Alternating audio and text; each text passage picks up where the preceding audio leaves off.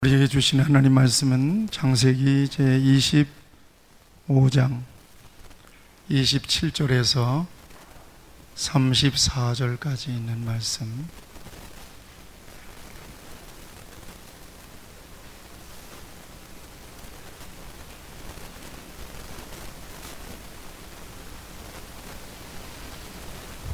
기록된 계시의 말씀을 봉독하겠습니다.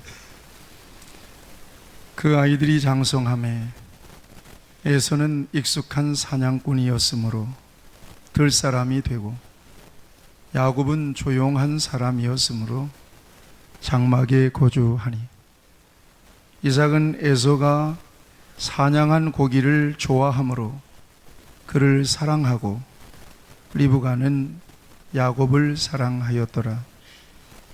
야곱이 죽을 쑤었더니 에서가 들에서 돌아와서 심히 피곤하여 야곱에게 이르되, 내가 피곤하니 그 붉은 것을 내가 먹게 하라 한지라. 그러므로 에서의 별명은 에돔이더라. 야곱이 이르되, 형의 장자의 명분을 오늘 내게 팔라. 에서가 이르되, 내가 죽게 되었으니 이 장자의 명분이 내게 무엇이 유익하리요? 야곱이 이르되, 오늘 내게 맹세하라. 에서가 맹세하고 장자의 명분을 야곱에게 판지라. 야곱이 떡과 팥죽을 에서에게 주매 에서가 먹으며 마시고 일어나 갔으니, 에서가 장자의 명분을 가볍게 여김이었더라. 아멘. 오늘 보면 이해와 상식을 초월하여서 일하시는 하나님을 만나게 됩니다. 성경을 열어보면 어디서든지 발견될 수 있는 장면들입니다. 때로는 하나님이 참 유머가 많으신 분이라는 생각을 할 때도 있습니다.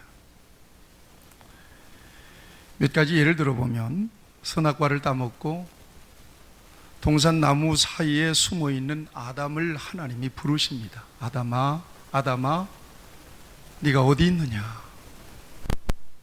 물론 이 부르심에는 영적인 심오한 의미가 담겨 있는 것을 알고 있습니다만, 그 장면을 보면 참 재미있기 그지없습니다.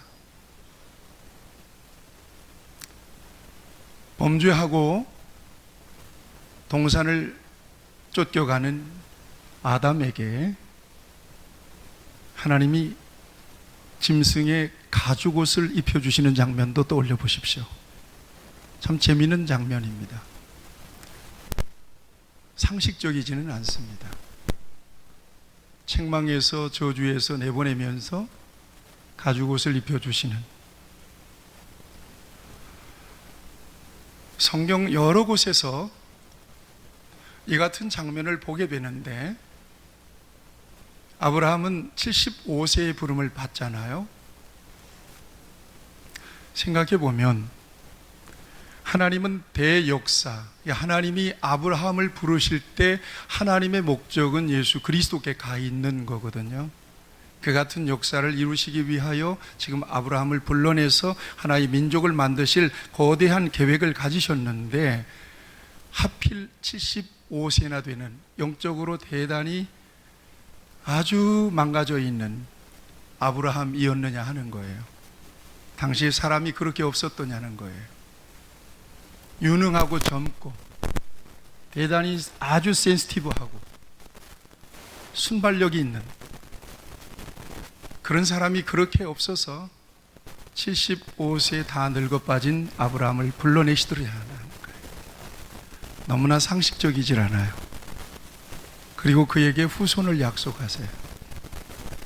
그리고 100세의 아들을 얻는데, 그 아들을 또 모리아 산에서 번제로 바치라는 거예요. 이런 일련의 과정이 이해와 상식을 초월한 일들이에요. 이해가 되시나요? 일꾼을 선택하고 부르실 때 어느 회사든 75세 채용하는 경우 있나요? 중요한 일을 맡길수록 젊고 건강하고 순발력 있는 지혜로운 사람을 뽑지 않겠습니까? 여기 하나님의 유머가 있어요. 아주 역설적이죠. 모세가 80세의 부름을 받죠. 생각해 보면 하나님은 모세를 통해서 구원의 원대한 계획을 이루시기를 원하셨는데 왜 그가 젊고 청청하고 애굽에서 문물을 다 익히고 대단했을 때 그를 불러내지 않으셨을까요?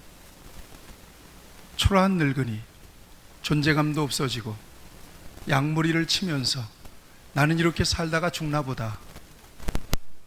그럴 즈음에 왜 그를 불러내시죠? 여기 하나님의 역설이 있어요. 상식과 이해를 초월하는 하나님의 역사가 숨어 있어요. 바로를 거역할 줄 알면서도 끊임없이 모세를 보내서 하나님의 메시지를 선포합니다. 10번씩이나. 저 같았으면 단번에 꺾어버렸을 것입니다. 한꺼번에 끝내버렸을 것입니다. 단 한 번으로 딱 항복을 받아냈을 것입니다. 그 중심을 알기 때문에 아주 일어설 수 없을 정도로 완전히 눌러서 꼼짝 못하게 만들어 놓고 하나님의 역사를 이루어 갈 것입니다. 그런데 하나님은 10번씩이나 속고 속는 척 하면서 놀라운 하나님의 일하시는 역사를 드러내십니다. 왜 이렇게 복잡하게 일하실까? 여기 하나님의 유머가 있어요. 여기 하나님의 역설이 있습니다. 나사로가 병들었다는 소식을 들으시죠? 다 죽어가고 지금 숨이 넘어가는 순간에 그 가족들이 예수님을 찾은 거예요. 평소에 예수님과 친분이 있었기 때문에, 예수님의 능력을 믿었기 때문에. 그런데 얼른 저 같으면 쫓아가서 신방 가서 안수하고 기도하고 찬송하고 부흥회를 할 텐데 예수님은 이틀 동안을 더 머물러요. 그리고 제자들에게 다시라는 표현이 있어요. 다시 우리가 유대로 가자 그래요. 묘하죠? 상식적이지가 않아요. 그러면서 나사로가 죽은 뒤에 예수님이 그가 숨이 끊어졌다는 사실을 아시고 내 친구 나사로가 잠들었도다. 내가 이제 그를 깨우러 가노라. 그러면서 나서십니다. 아직 숨이 남아있을 때 가셔서 손을 얹어서 그를 온전하게 고쳐 놓으시면 안 되었을까? 그렇게 사모했는데, 그렇게 애달았는데 얼른 가셔서 만사를 제쳐놓고 그 사랑하는 나사로를 만져서 고쳐 놓으셨으면 얼마나 더 멋진 역사가 이루어졌을까? 그런데 죽어서 죽음의 절망을 경험하게 하세요. 죽어서 이제는 다 끝났다, 예수님도 필요 없다고 느끼도록 만들어요. 그리고는 그제서야 짜잔 하고 나타나셨어요. 어떻게 일을 그렇게 풀어가실까요? 상식적이지 않고 대단히 역설적이고 이해가 안 되는 그런 상황들입니다. 성경에 보면 하나님은 저와 여러분들의 요구를 다 아신다고 말씀하세요. 너희 천부께서 너희에게 있어야 될 것을 아시느니라. 그런데도 기도하래요. 구하래요. 기도 안 한다고 닥달하세요. 그래도 구하고 기도해야 준대요. 잘 이해가 안 되죠? 아시면 주면 되지. 필요한 걸 아셨다면 그냥 공급해 주시면 되지. 왜 굳이 해걸복걸하면서 철야하면서 그 새벽에 나와서 기도하게 하시느냐? 이해가 안 되는, 상식적으로 이해가 안 되는 부분들입니다. 물론 우리는 하나님의 행하신 깊고 오묘한 뜻을 이제는 잘 알고 믿고 있습니다. 다만 상식적인 선에서 이해가 안 되는 이 역설적인 역사를 통해서 하나님은 이해가 안 되는 작품을 만들어내시고 완성해 가시는 그 아주 신비하고 오묘한 역사는 성경의 여러 곳에서 증거되고 있습니다. 우리를 구속하셨죠? 십자가로 당신의 외아들을 이 땅에 보내셔서 무참하게 죽게 하시고 수치를 당하게 하시고, 이런 과정이 필요했을까요? 오늘 이 같은 생각을 가지면서 오늘 본문을 좀 들여다보려고 합니다. 에서와 야곱은 아브라함의 아들 이삭의 자식들입니다. 쌍둥이로 태어났습니다. 이삭의 아내 리브가가 임신했는데 뱃속에서 얼마나 요동을 치는지 견딜 수가 없어요. 그래서 하나님께 묻습니다. 도대체 뭐가 들었길래 이렇게 내가 죽을 만큼 고통스럽습니까? 막 태동이 엄청 났던 것 같아요. 그러자 하나님께서 말씀하십니다. 두 국민이 네 태중에 있구나. 여러분, 복중에 있을 때 하나님께서 주셨던 이 말씀을 여러분들이 유념하시면서 끝까지 가지고 설교를 들으셔야 합니다. 두 국민이 네 태중에 있구나. 두 민족이 내 복중에서부터 나누이리라. 이 민족이 저 민족보다 강하겠고 큰 자가 어린 자를 섬기리라. 이런 말씀을 주세요. 놀라운 예언의 말씀입니다. 그리고 해산할 때가 되었습니다.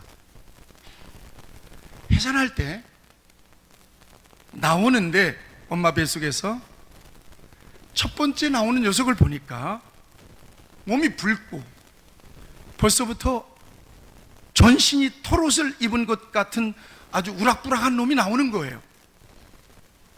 그래서 그 이름을 에서라고 이름을 붙였습니다. 에서라고 하는 말은 털이 많다, 이 말이에요.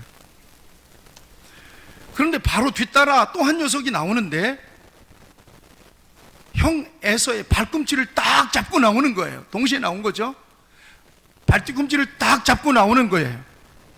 그래서 그의 이름을 야곱이라. 야곱이라고 하는 뜻은 단순해요. 발뒤꿈치를 잡았다, 그런 뜻이에요.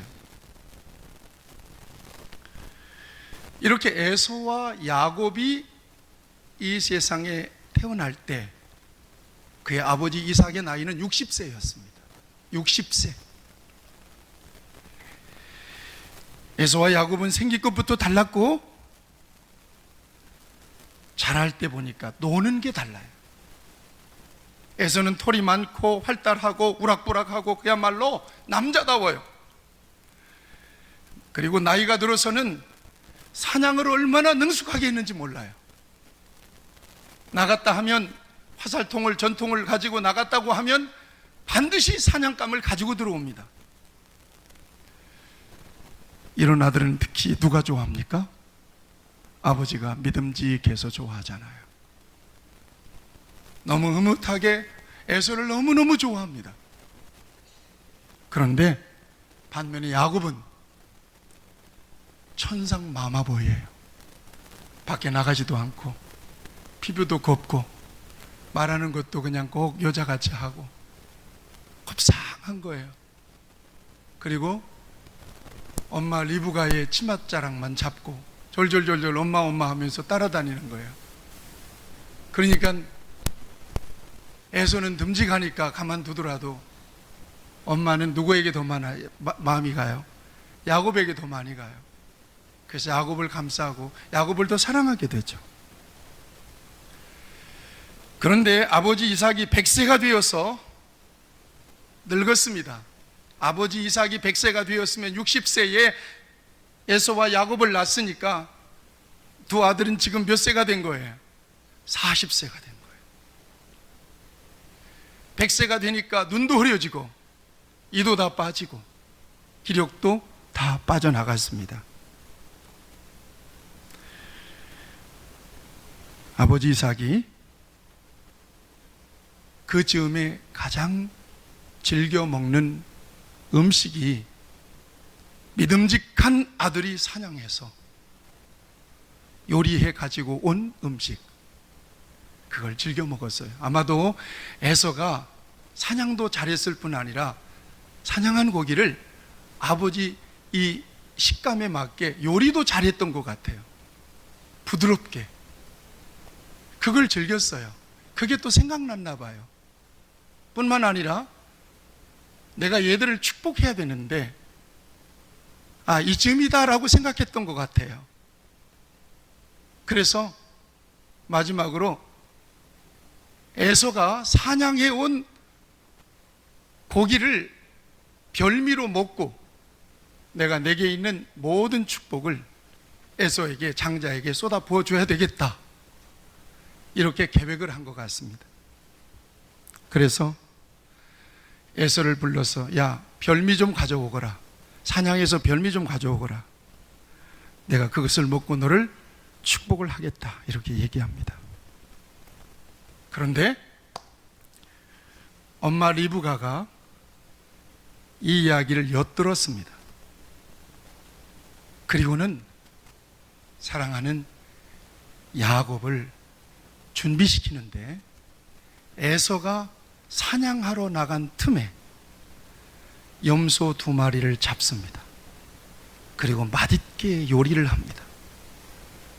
그리고 장남 에서가 입고 있던 가죽 옷을 야곱에게 입힙니다. 그리고 에서는 뭐가 많았다고 그랬죠? 털이 많았다고 그랬죠. 밋밋한 피부에 염소 털을 베서 털을 붙이고 그리고 변장을 하고 엄마가 요리해 준 염소 요리를, 맛있는 염소 요리를 가지고 에서처럼 아버지 이삭에게로 들어갑니다. 놀랍게도 눈이 흐렸던 이삭은 야곱을 알아볼 수가 없었습니다. 야곱은 목소리를 가다듬고 에서처럼 에서의 목소리를 내면서 아버지 잘 잡수시고 저에게 복을 주세요, 축복해 주세요, 축복을 요구합니다. 그러자 이삭이 그 순간에 낌새를 차립니다. 이거 어떻게 된 거냐? 어떻게 이렇게 빨리 사냥했니? 너 사냥하러 나갔는데 어떻게 짐승을 그렇게 빨리 잡아왔니? 그러자 야곱이 이야기합니다. 예, 하나님이 순조롭게 만나게 하셨어요.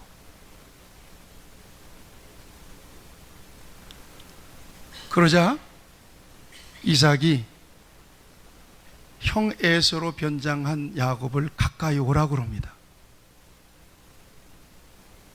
만져보겠다는 거예요.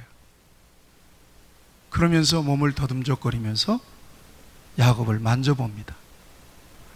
그러면서 한마디 합니다. 음성은 야곱인데 손은 에서 손이네.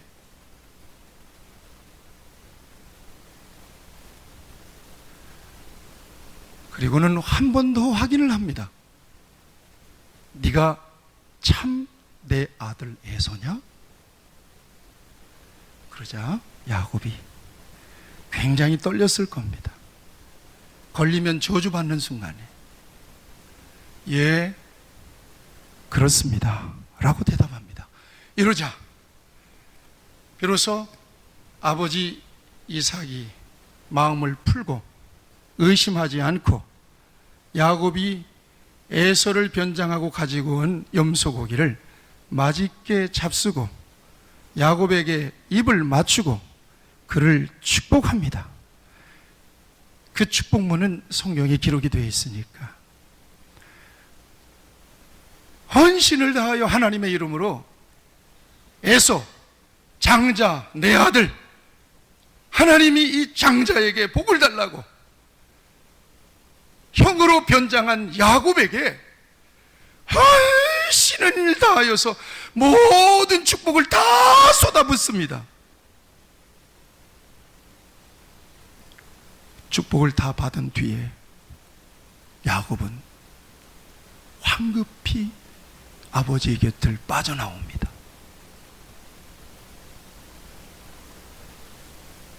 그리고 얼마 후에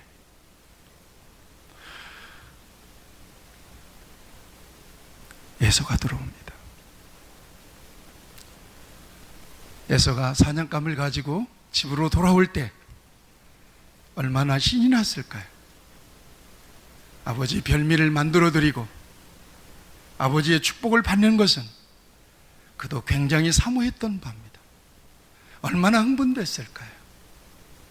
요리를 멋지게 만들어서 아버지에게 가지고 들어갑니다. 아버지, 마음껏 드시고 저를 축복해 주세요.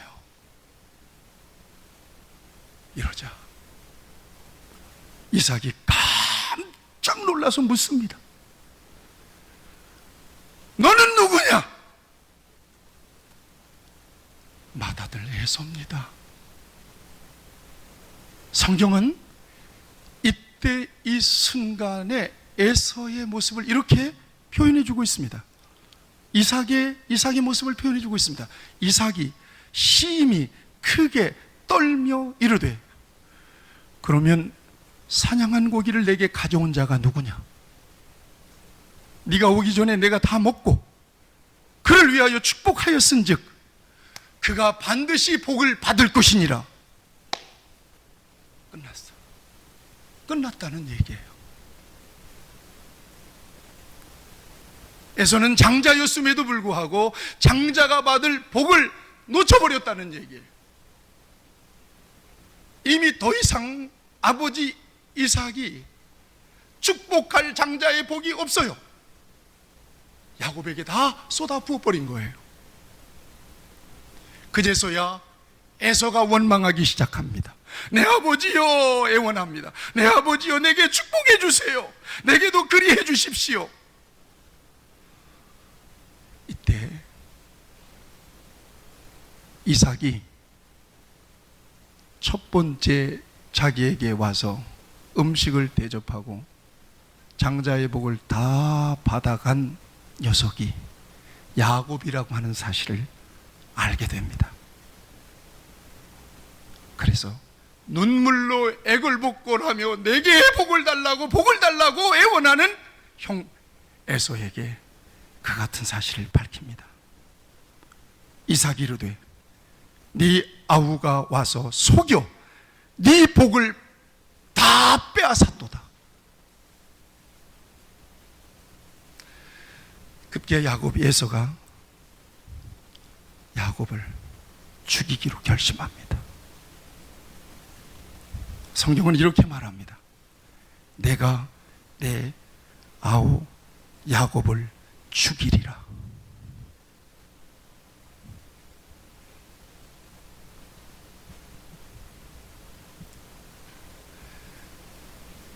이 같은 야곱의 분노를 엄마 리브가가 알아차립니다. 형제간의 칼부림 사건이 나기 시작 직전입니다. 그래서 야곱을 자기 오라버니 집으로 피신시키는 거죠.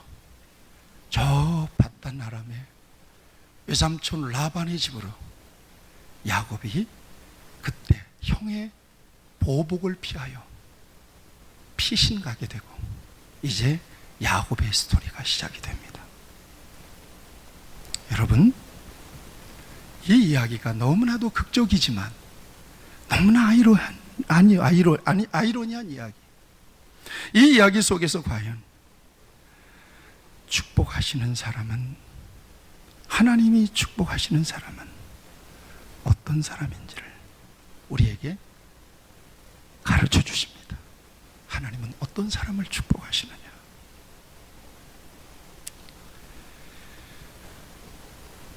같이 따라합시다. 선택과 축복은 하나님의 고유한 권한입니다. 믿습니까?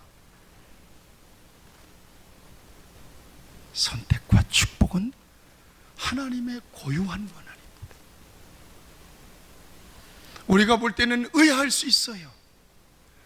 어떻게 저런 사람이 저렇게 쓰임받냐? 어떻게 저런 사람을 하나님은 선택하셨을까? 어떻게 저런 사람에게 저렇게 복을 많이 주시나? 왜 장자 에서를 버리시고 찾아 야곱에게 장자의 복을 주셨을까?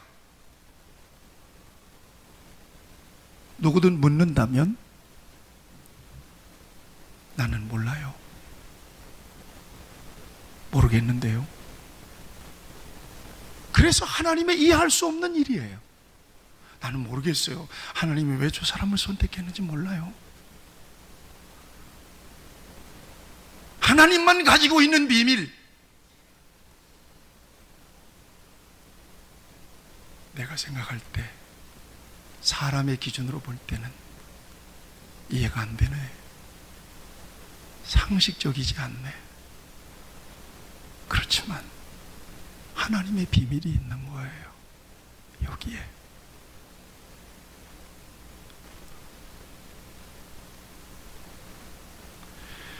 어떤 기준을 가지고 하나님은 사람을 선택하시고 사람에게 복을 주시고 사람을 구원하시느냐? 누군가 물어본다면 나는 몰라요.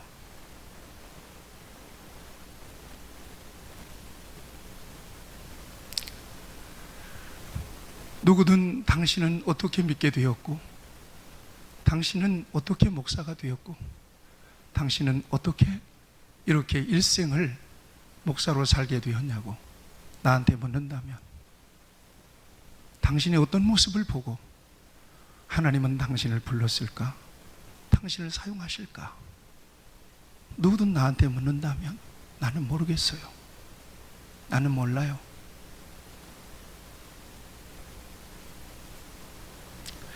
여러분, 다윗을 보면 다윗의 형제가 8명이 있잖아요. 그 가운데 키도 크고 대단한 형들이 있습니다. 다윗은 전혀 형제들 사이에도 존재감이 없었던 친구예요. 그런데 하나님은 굳이 어찌하여 다윗을 부르셨을까요? 이게 하나님의 비밀이에요. 형들 다 집에서 축복받으려고 준비하고 있는 중에도 집에도 못 들어오고 양머리를 돌보고 있는 전혀 존재가 없는 다윗에게 하나님은 왜 그렇게 집착하시고 관심을 갖고 계셨을까요? 여기 하나님의 아이러니가 있어요.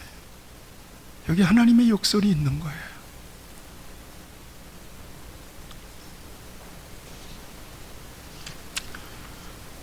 다만 우리에게 이상하고 갑작스럽고 뜬금없어 보일지는 모르지만 하나님께서는 이미 계획을 세우셨던 거예요. 그래서 아까 읽었던 성경을 기억하라고 말씀하신 거예요. 우연히 된 거 아니에요. 하나님은 그렇게 중구난방하신 분이 아니에요. 하나님은 질서의 하나님이시고요. 하나님은 정확한 동기와 목적과 명분을 가지고 일하시는 분이세요. 다만 내가 너무나 부족하기 때문에 그 하나님의 비밀을 모를 뿐이에요. 그래서 상식적이지 않다고 내가 말하는 것뿐이에요. 이해가 안 된다고 말하는 것뿐이에요. 아까 봤던 말씀을 다시 보겠습니다. 창세기 25장 23절. 두 국민이 내 태중에 있구나. 두 민족이 내 복중에서부터 나누이리라. 이 민족이 전 민족 속보다 강하겠고 큰 자가 어린 자를 섬기리라 하셨더라. 왜 그러셨는지, 왜 그러셨어요?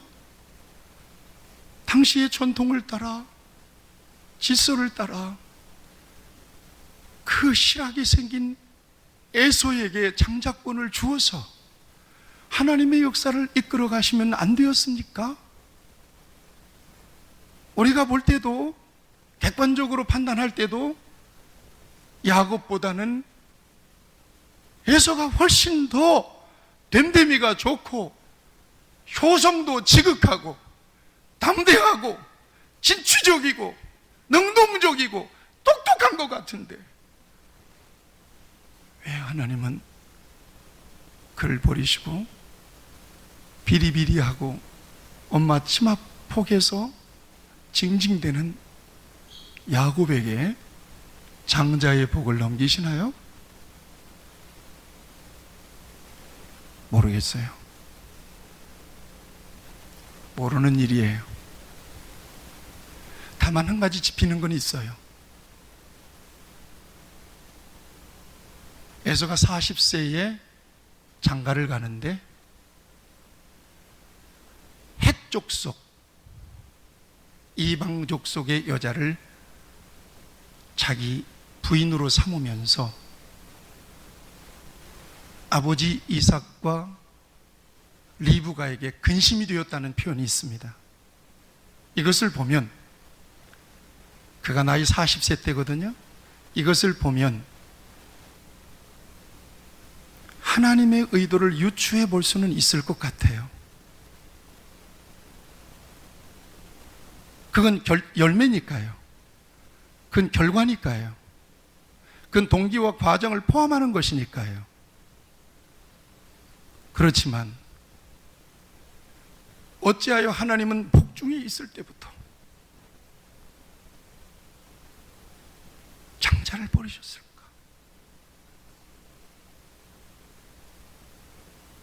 야합이 한 속이는 자라고 하는 이름을 가진 야곱에게 장자권을 넘기셨을까? 애들이 복중에 있을 때 얘기잖아요. 그렇다면 하나님은 그들이 임신되기 이전에도 이 같은 동기를 갖고 있으셨던 거예요.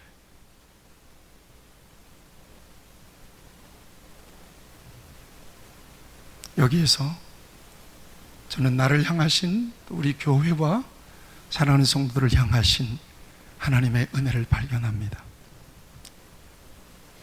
자격 없는 내가 예수 믿어서 복을 받고 쓰임받는 것은 하나님이 내 안에 무엇을 발견했기 때문일까? 나를 어떻게 바라보셨기 때문일까? 아무리 생각하고 따져봐도 자격은 없는 것 같아요. 그런데 내가 예수 그리스도 안에 있는 것이 놀라울 뿐인 거죠. 나 같은 것이 수만의 기라성 같은 많은 사람들이 그렇게 많은 중에도 하나님은 어째서 하나님의 눈에 내가 띄었을까? 이게 신비하고 이게 놀라운 것뿐이에요. 그래서 사도 바울도 동일하게 느껴요. 나의 나 된 것은 하나님의 은혜로구나. 은혜 아니면 해석될 수 없는 인생, 그 같은 삶을 저와 여러분들은 지금 살아가고 있는 거예요. 사도 바울은 부름받고 난 뒤에 오직 주님께 집중하여 충성을 다했어요. 그럼에도 불구하고 자기를 부정하면서 내가 이렇게 부름받아서 쓰임받을 수 있는 것은 하나님이 나를 충성되이 여기셨기 때문이라고 고백합니다. 여겨주셨기 때문이라고 고백합니다. 나는 에서같이 능력 있는 사람이 아닙니다.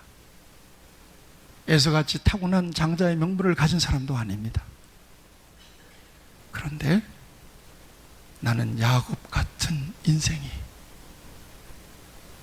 이렇게 그리스도 예수 안에서 영적인 장자의 복을 받아 누리는 것은 특별한 하나님의 은총인 것을 믿습니다. 더 감사하고 감격스러운 것은 나 같은 것을 쓰시려고 이미 작정하셨고 지명하여 나를 부르셨다는 사실입니다. 사랑하는 성도 여러분, 여러분을 불러서 복을 주신 하나님을 높이시기를 축복합니다. 하나님의 복을 사모하시는 여러분 모두가 되시기를 축복합니다. 어떤 대가를 지불을 하고서라도 축복의 기회를 사시기를 바랍니다. 성경을 통하여 우리가 엿볼 수 있는 결정적인 하나님의 축복을 받을 수 있는 야곱의 모습이 오늘 우리가 읽은 본문 말씀에서 밝혀지잖아요.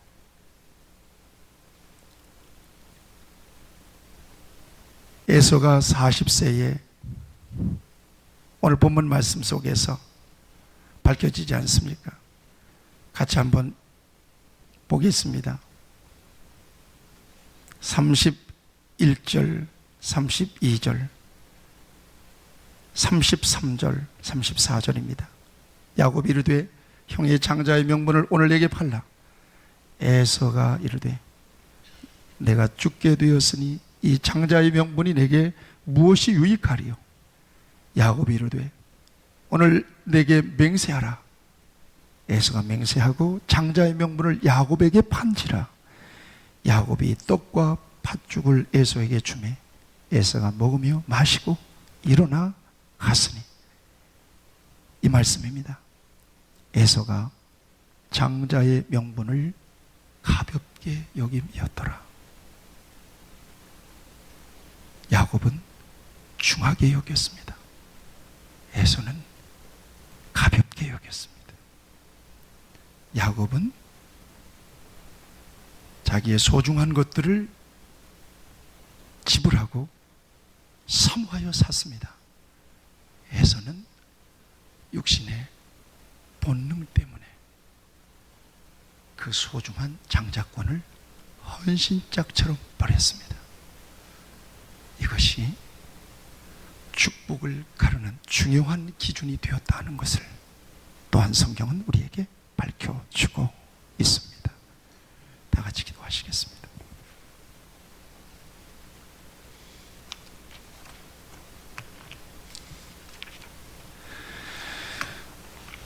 사랑하는 여러분, 오늘 귀한 말씀을 통해서 우리의 모습을 봤으면 좋겠습니다. 나 같은 것을 하나님이 사랑하셔서 불러주신 것, 복중에서도 이미 야곱 같은 나를 쓰시기를 원하셔서 택정해 주시고 축복을 사모하게 하셔서 대가를 지불하게 하시고, 그리고 어찌하든 하나님의 복을 받기를 사모하는 마음을 갖게 하신 것, 하나님의 특별하신 은혜입니다. 여러분 안에 이 같은 은혜가 있습니까?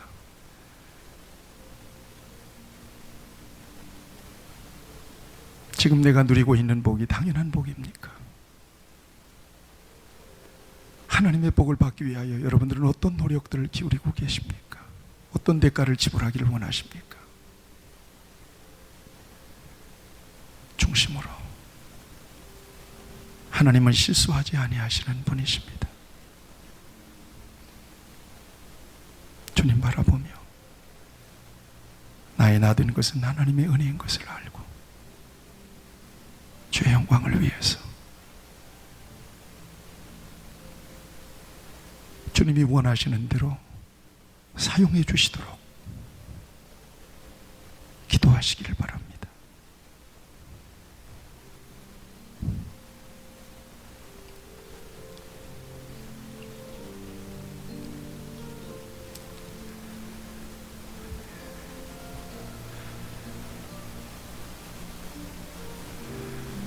자비하신 아버지 하나님, 오늘 귀한 말씀을 통해서 야곱 같은 나를 불러서 사용해 주시는 하나님의 놀라운 역사를 확인하게 하심을 감사합니다.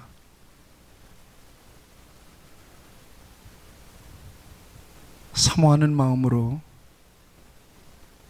대가를 지불하고 축복에 대한 열심을 갖게 하신 것 너무나도 감사합니다. 쓰임받기를 원합니다. 주의 영광을 위해서 권세 있고 능력 있게 하나님의 나라의 아름다운 모퉁이 돌로 귀하게 쓰임받게 되기를 원합니다.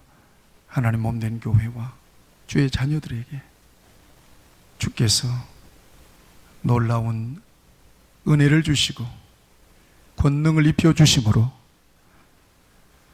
하나님 앞에 충분하게 쓰임받고 하나님 앞에 섰을 때 자랑스러운 면류관을 쓸 수 있는 주의 자녀들 되게 하여 주시옵소서.